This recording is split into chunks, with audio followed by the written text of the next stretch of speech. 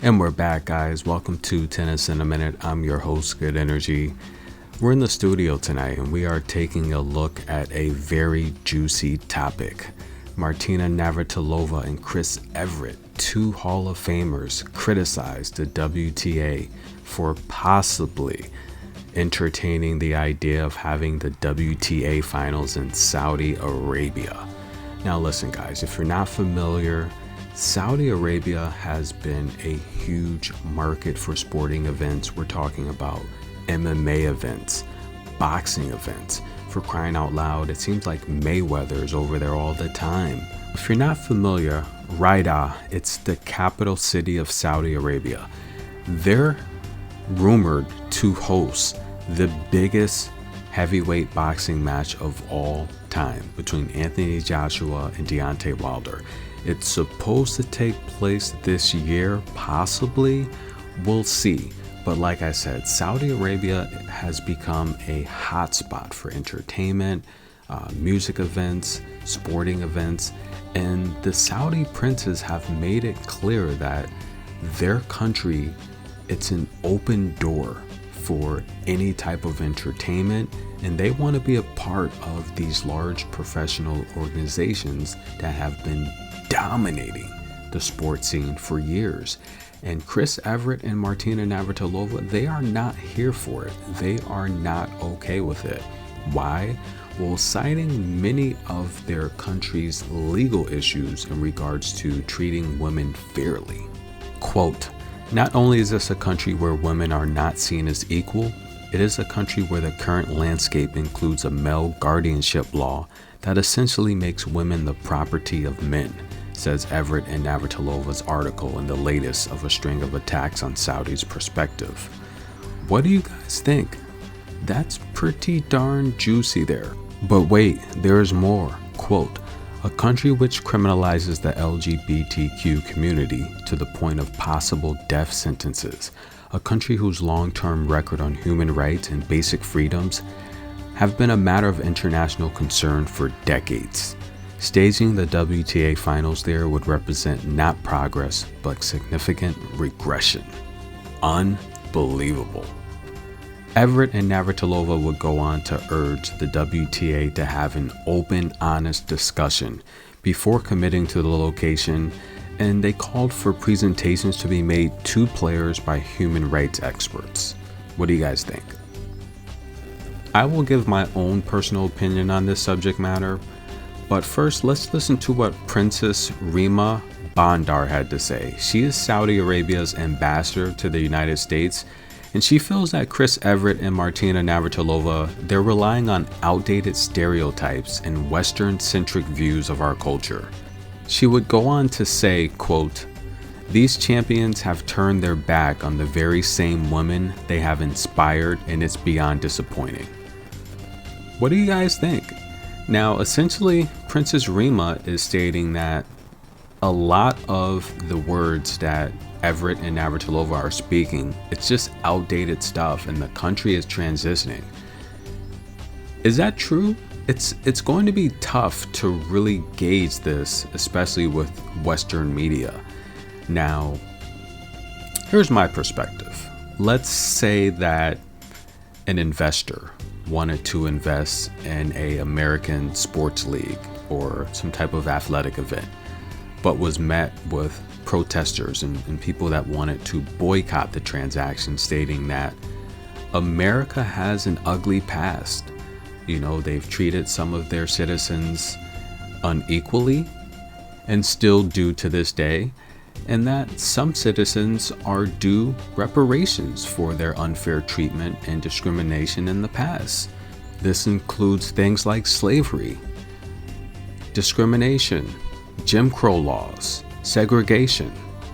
It would be very tough to put up an argument on why you should just forget about those things. The only argument that could be presented is the country is attempting to move forward, right? By providing all races, all ethnicities, equal opportunities, and equality. That would have to be the only argument to counter that. Now, in the case of Saudi officials, that's what they're stating. They're stating that they are moving forward, and a lot of these policies, they're outdated. What do you guys think? Now, me personally, I like to view things from a neutral perspective. I think there's always two sides to a story. I think it's better to go through life attempting to be balanced. Therefore, you can kind of put your best foot forward while giving each party the opportunity or benefit of the doubt. So therefore, you're not hindered by one perception over the other that can cloud your judgment. The objective is to move forward as best as possible, acknowledging the past, but understanding we have the opportunity to make the future better. If that's what the Saudis are attempting to do, if they are attempting to create a balanced playing field for women by hosting the WTA in their backyard, I think that's a step in the right direction. Now, Caroline Wozniacki was stated on the record, and I just think these words are beautiful. She said, "It's probably inevitable. It's probably going to happen, but this presents an opportunity, a platform, a big stage to create change." I thought that was so beautiful. And she's such a beautiful woman. It's one of Serena Williams' good friends, right? And I feel this is where Martina and Chris Everett dropped the ball, right? When you have a huge platform, especially like them, I mean, two of the greats of all time, right? 18 Grand Slams, one of the best rivalries in all of women's tennis. I think they could have approached this from Caroline's angle. Caroline's angle is, this is an opportunity to create change and ensure that change is happening. They want to host a professional women's league in their country. This is a great opportunity. I think Caroline hit the nail right on the head, and I think Navratilova and Chris Everett, I mean, they're great. I love their commentary. I love what they've contributed to the sport. They might have dropped the ball on this one. They could have easily approached this as the glass being half full versus half empty. You know, they could have got the ball rolling with their perspectives on what are the Saudis going to do to ensure that women will have better rights in the future versus coming out and saying, look, I don't want it to be held there. They could have approached it just like Caroline said. Look, this is a seat at the dinner table for us to have some serious conversations on how you treat your women. I think Caroline's an amazing person. Now listen, guys, we've seen players in the past use their platforms to help spark change. Corey Coco Gauff, right? What she did for the Black Lives Matter movement was amazing. The George Floyd, she spoke up on that incident, and she was like, what, 16 then, 17? So young and outspoken. You know, she writes on her sneakers, "Your racket can change the world." Unbelievable. Such a well-grounded young lady. Her parents are amazing. And Iga Swiatek has been outspoken as well. I think she spoke out on some very important issues, but there's also an issue I haven't agreed with. And this is why I said I try to remain neutral in a lot of situations, because as you go through life, you learn that it's impossible to make a clear, accurate, educated decision while only hearing one side of the perspective, right? So you want to remain neutral until you can collect all of the data you need to make a decision. And even then, you know, it's best to work towards a solution for the issue at hand. So for example, Iga Swiatek stated that she feels all of the Russian and Belarusian players should be banned. Now, here's why I don't agree with the statement like that.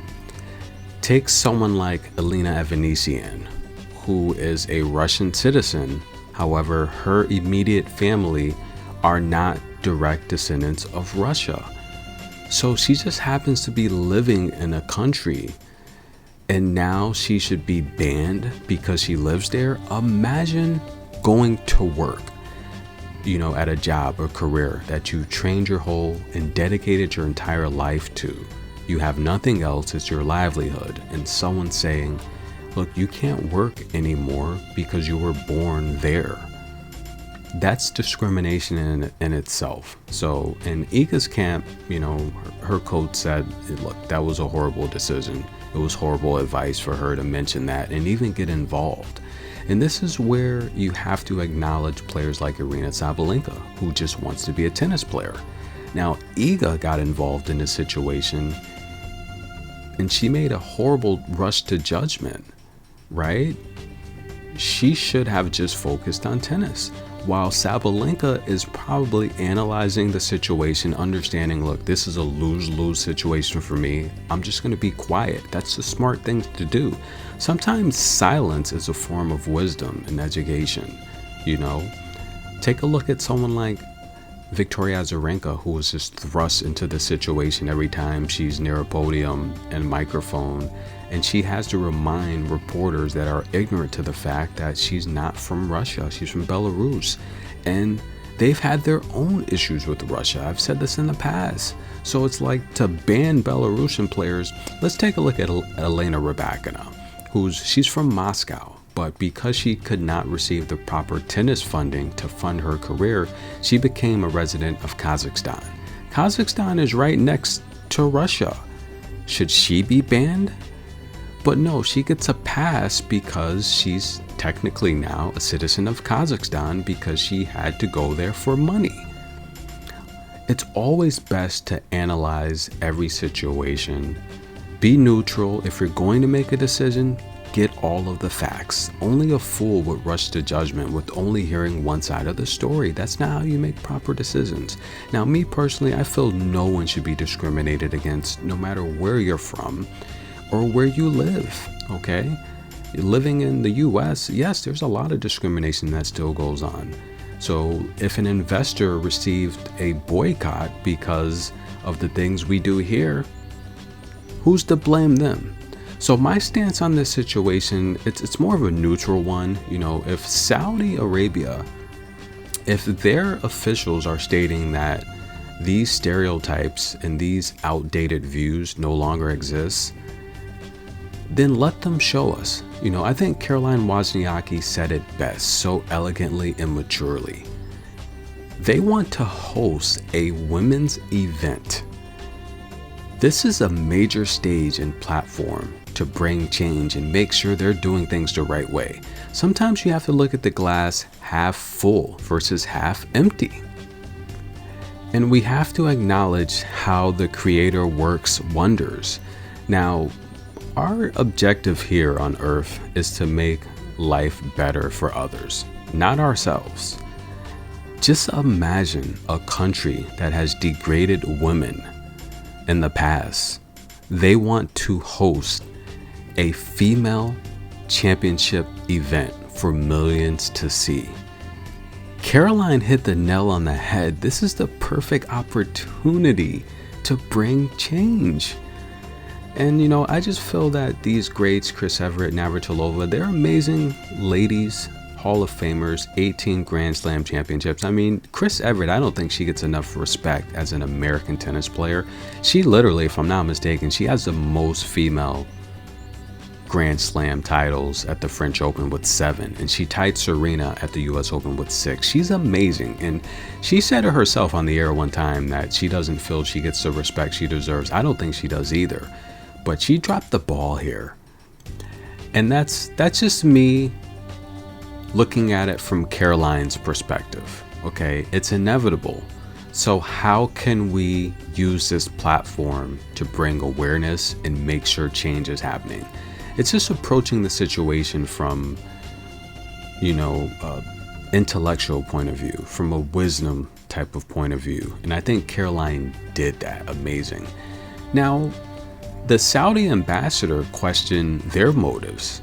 What's their hidden agenda? What type of propaganda are they starting?